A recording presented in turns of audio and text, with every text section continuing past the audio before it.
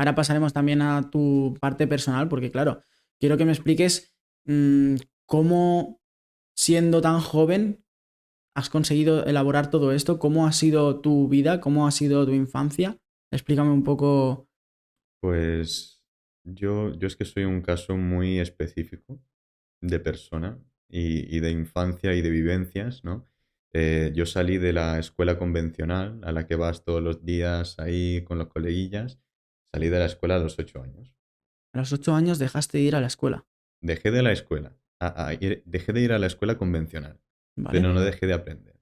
Entonces, desde los 8 años hasta los 17. Perdón que te interrumpa, que esto es un problema muy grande que hay hoy en día, porque hay mucha gente que, no como tu caso, que tú lo dejaste muy temprano a los 8 años, pero hay mucha gente que termina los estudios, que a mí me pasó, terminas los estudios y dices, pues nada, voy a buscar un trabajo, lo que sea, pero ya no vuelvo a tocar un libro en mi vida, ya no vuelvo a leer algo que me aporte conocimiento en mi vida, porque mi etapa de desarrollo se termina aquí. Y creo que esto es un gran error, porque al final te estás capando una evolución de tu persona. Al fin, al final, la culpa no es del estudiante, del alumno, ¿no? Por decirlo así. La culpa es del sistema educacional. La manera en cómo se enseñan las cosas en el modelo educacional actual está súper anticuado, ¿sabes? En plan, es normal que a los niños no les guste, a muchos niños, no voy a generalizarlos todos, pero es normal que a la mayoría de los niños no les guste ir a la escuela porque las cosas se enseñan de una manera que no es la manera más óptima en mi visión, ¿vale? Entonces, de ahí viene mi salida de la escuela. Yo salí a los 8 años porque le dije a mi familia, oye,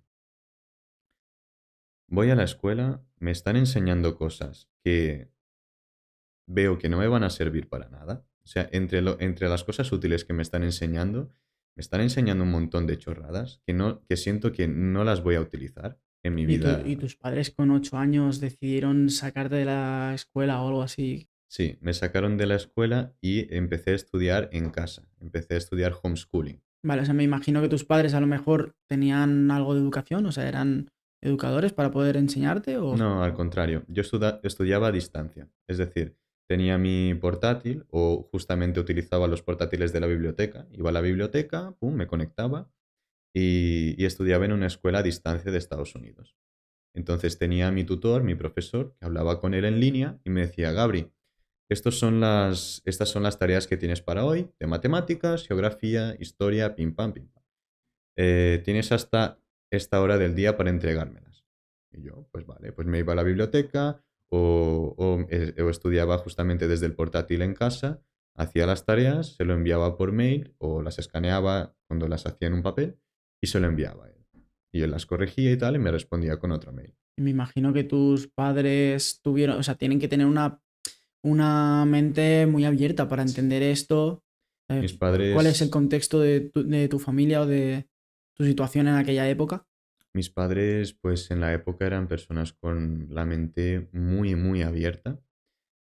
Confiaban bastante en mí, aunque yo tuviera 8 años, ya tenía, Me imagino que también te hacías notar para lo suficiente como para claro, que confiasen en ti con esa edad. claro, con 8 años yo te estaba hablando sobre política, yo te estaba hablando sobre el escenario actual de la sociedad, o sea, con 8 años estaba hablando más con adultos que con niños de mi edad, de 8 años, porque me aburrían.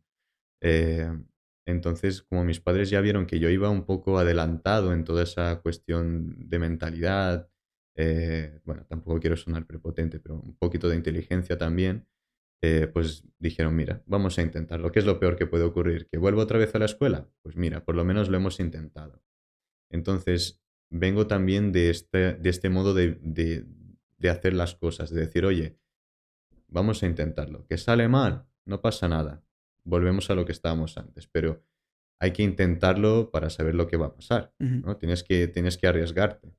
Y me fue muy bien. Estudié en casa hasta los 17. Tenía mi grupo de amigos también que estudiaban en casa y que hacían parte de esta escuela online, que hacíamos quedadas cada semana, entonces no era como si yo no tuviera amigos o estuviera en una cueva ahí con el portátil o en la biblioteca, no.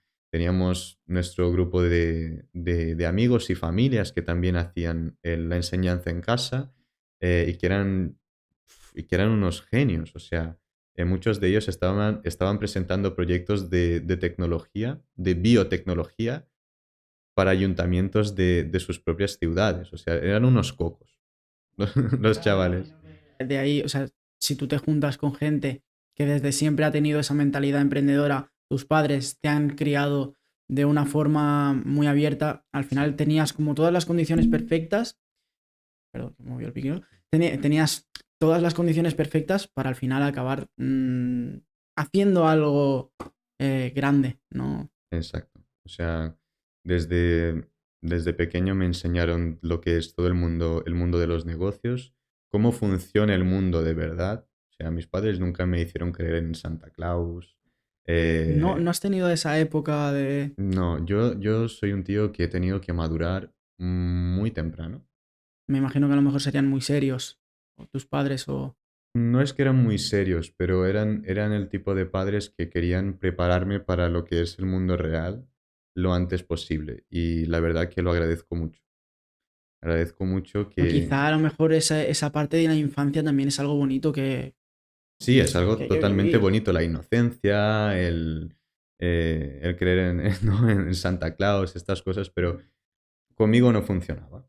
O sea, yo ya veía estas cosas como cosas muy infantiles, pero aún teniendo 8 años. O sea, digo, yo quiero hacer negocios como mis padres, O sea, quiero tus crear padres eran empresas. emprendedores también. Sí, mis padres eran emprendedores Claro, sociales también. tú lo veías y decías, vale, yo quiero hacer también esto, yo quiero aprender de esto. Exacto, Te llamaba mucho la atención desde muy pequeño. claro. Por ejemplo, mis padres tenían empresas de tecnología, por ejemplo, que pues hacían donaciones de más del 50% del capital de las empresas a ONGs en Europa, en África, para justamente capacitar a otros niños y niñas que no tienen las mismas oportunidades que nosotros, Ujú. ¿sabes? O sea, no te imaginas, no te puedes llegar a hacer una idea de los niños y jóvenes y adultos que tienen ideas y que tienen proyectos totalmente factibles que pueden cambiar el mundo, que pueden cambiar el curso del mundo y cómo conocemos las cosas y que no tienen los medios para hacerlo.